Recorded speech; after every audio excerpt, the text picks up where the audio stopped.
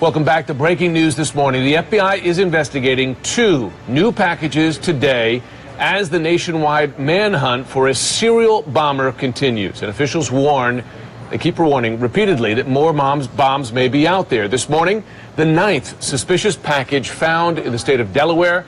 It was intended for the former Vice President, Joe Biden. Hours before, an 8th suspected mail bomb was discovered right here in New York City. This one sent to the actor Robert De Niro at his office in Lower Manhattan. De Niro and Biden, like the 6 other targets reported yesterday, all outspoken critics of the president outside of this independent news network that was also targeted with that package addressed to John Brennan. This morning, what is the president doing?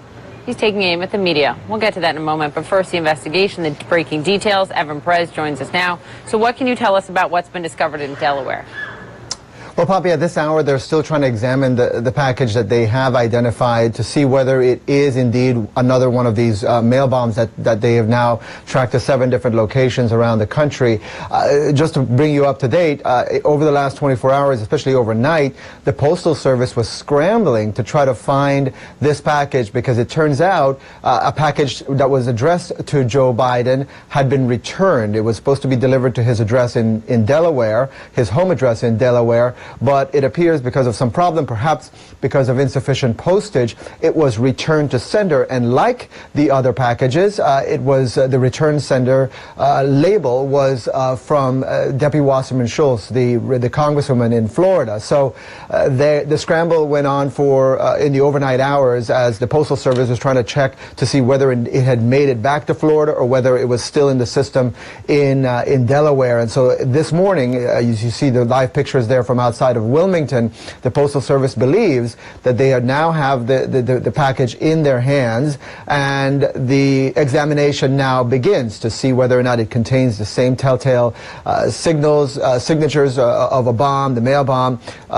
It appears to be wrapped up in black tape with wires, and perhaps may contain the same explosive that was found in other devices. And keep in mind, the work is still being done by the FBI at Quantico Lab. They are going to examine every single one of these bombs, and they're going to try to see if they can identify who made this, what are the components that these were made from. And so that's the work that's being done right now by the FBI and the investigators working this case. Okay. Evan, thank you for all you did yesterday through the breaking news and for all of this morning. We'll get back to you shortly. And we had the New York governor on a short time ago, Andrew Cuomo, and he said, as many have repeated, the concern is more to come. Right. More to come. Let's go down to Miguel Marquez. He's in New York City. More on the mail bomb number 8, believed, sent to the offices of Robert De Niro. What's the latest down there, Miguel? Yeah, they found it in the mailroom here at Tribeca Film Productions in Tribeca. Not entirely surprising, I suppose, that Mr. De Niro would be a target of one of these devices, as he has been a frequent critic of and sharp critic of President Trump. The package itself looks very much like others that we have seen, those 6 forever postage stamps on it, no postmark like the one that was sent to CNN, so it's not clear that it went through the Postal Service at all. Maybe it was hand-delivered to this location. A quick-acting security guard saw it based on the pictures that had been out there. Law enforcement officials says that the X-ray, the initial X-ray of the package also looks like the devices that they have seen. NYPD seemingly getting pretty darn good at this because they were able to get down here around 5 o'clock in the morning and get it into that specialized truck and move it up to their facility in the Bronx, where they can now investigate and figure out if there are signatures that match and if there is any evidence on that package or on that device that might lead them to whoever is doing this. The Tribeca Film Productions and Robert De Niro and Jane Rosenthal, who have run Tribeca Films, released a quick statement saying that the building was evacuated, everybody is safe, and this is not what free speech should look like. Back to you two. And it's not. Miguel Marquez, thanks very much. Thank you. Evan Perez as well. Joining us now, former New York City Police Commissioner Howard Safer, CNN law enforcement analyst, former FBI Supervisory Special Agent Josh Campbell, and retired ATF Special Agent David Shipman.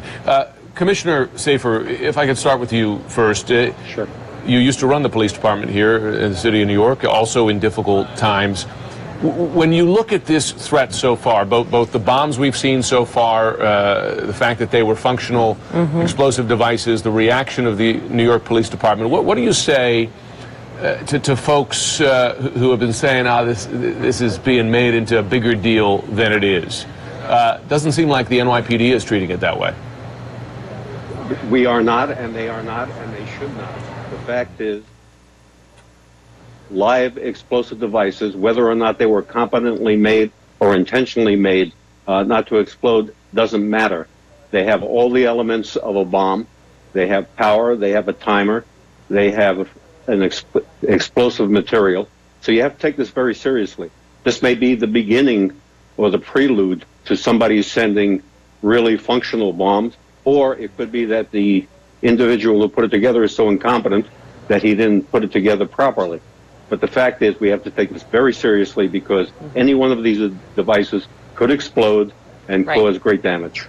Which is exactly what the officials were saying yesterday, David, that, they were pretty stunned from our Pamela Brown's reporting that some of them didn't explode, in the multiple hands that they touched before they reached these mail rooms.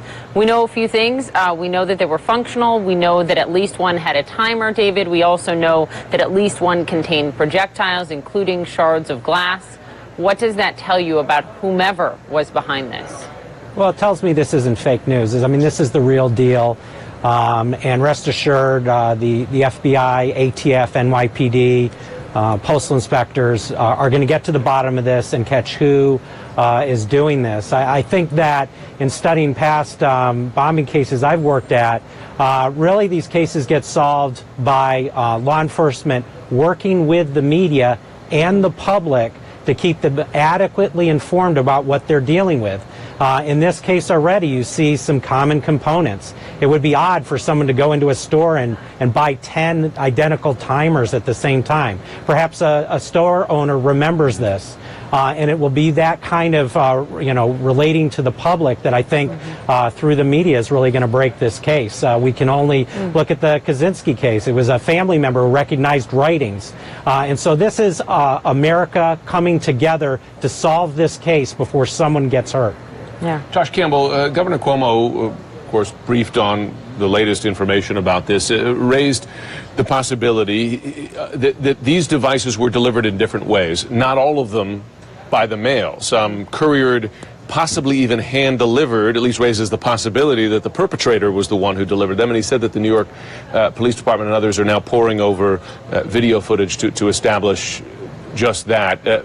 Where would that put the investigation if that's true? So when law enforcement officers start, they try to determine how big a net they need to cast. And you start by looking at the geography of potential crime scenes. Obviously, we know where those locations are relegated to now. What makes it a little bit different, if you think not too long ago, there was this issue with this suspected ricin sender who was sending packages to various facilities. He was found across the country in Utah, presumably using the mail or some type of delivery service. So that opened the aperture of where law enforcement needed to look. If we're now in a setting where this person is hand delivering or using some type of courier service, that closes the net somewhat, because the person would presumably have to be here in the New York City area or in its vicinity. So again, law enforcement officers aren't out of the woods, but it then allows them to tighten the noose a little bit around the area to try to determine, okay, what are they dealing with? I will say, with respect to the specificity of these devices and the sophistication, we've talked about that something doesn't have to be sophisticated to kill people. I don't think we're dealing with Robert Oppenheimer here. I mean, this person obviously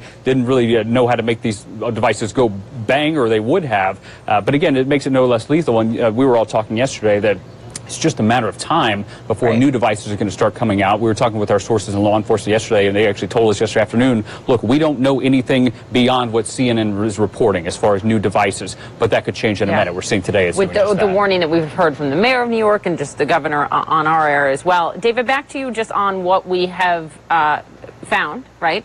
That package, the live explosive that was delivered to this building just a few floors below us, addressed to former CIA Director John Brennan, we now know had this powder, and they believe that in that envelope there was what's called pyrotechnic powder, believed to be from a pipe bomb. Anything that tells you about the suspect? Well, it tells you that that's readily available. I mean, people have, fireworks. They can use those in these devices. For law enforcement, that's a real problem. Actually, commercially made explosives are actually more reliable and easier to deal with. In fact, the only ATF employee I know ever killed in a bombing situation was killed